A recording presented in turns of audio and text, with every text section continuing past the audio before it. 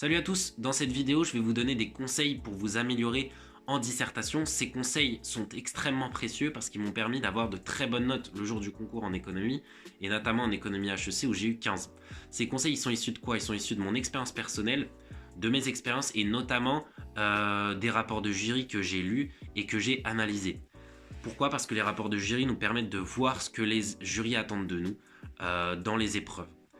Tout ce qui est dit dans cette vidéo est retranscrit sous forme écrite, donc vous pouvez avoir un rendu écrit en cliquant sur le lien dans la description sur le kit de survie. Vous n'avez plus qu'à rentrer votre adresse email et je vous envoie un kit de survie avec des méthodologies sur toutes les matières.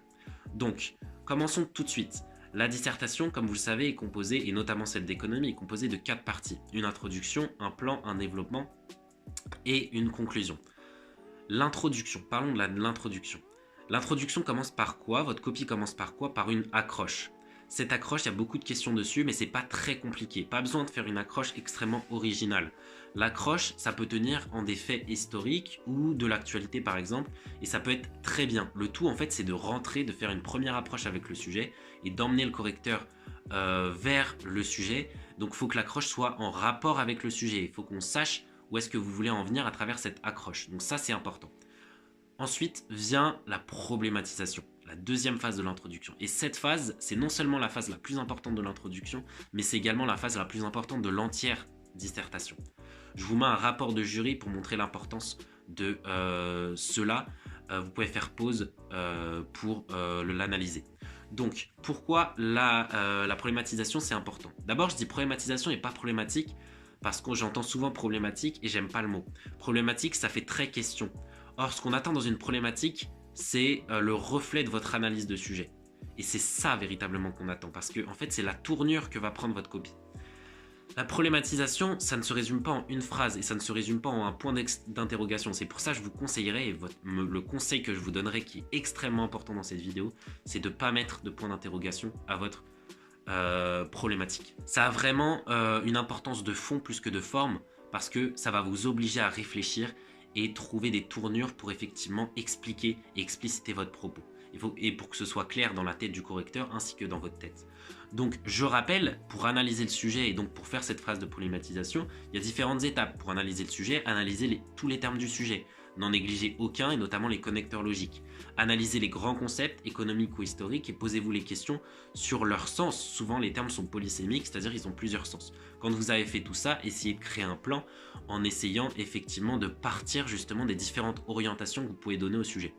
Bien sûr, ne négligez aucun sens des termes et faites un plan qui soit cohérent, on reviendra sur le plan.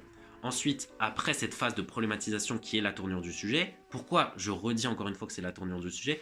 Parce que tout simplement, un correcteur, qu'est-ce qu'il fait?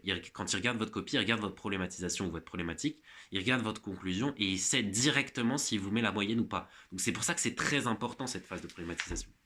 Ensuite, après ça, dans l'introduction, il y a l'annonce de plan, mais je ne vais pas m'éterniser sur l'annonce de plan parce que vous savez, je pense, annoncer un plan.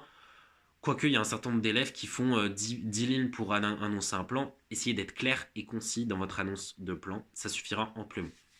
En ce qui concerne le plan, il y a un certain nombre de codes, un certain nombre de règles en France. D'abord, vous devez savoir que vous n'êtes pas obligé de faire un plan en 3 parties. Les plans entre 2 et 4 parties peuvent avoir 20 et peuvent être appréciés aussi. Donc ça, c'est une petite parenthèse.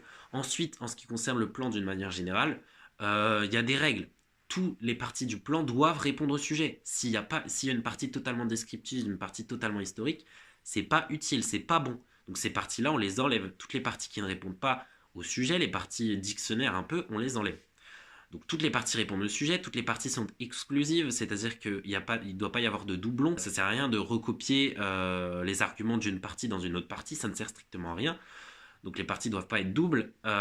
Les parties également doivent être reliées à travers des transitions. Il faut qu'il y ait une certaine logique et une cohérence entre les parties et également entre les sous-parties. Et ça, c'est très important parce que les transitions, c'est ce sur quoi on va être jugé. Donc ça, c'est très important. Et enfin, dans les parties, il doit y avoir une certaine homogénéité de longueur. Voilà pour les petits conseils en termes d'introduction et de plan. Pour la suite, c'est-à-dire ce qui concerne le développement et la conclusion, je vous invite à swiper et cliquer sur le lien pour aller voir la suite de la vidéo qui se trouve sur ma chaîne YouTube. dans laquelle je vais parler justement de la conclusion et du développement, deux phases encore une fois très importantes. En tout cas, je vous dis à la semaine prochaine pour un nouveau snap d'économie et je vous souhaite encore bon courage. Ciao.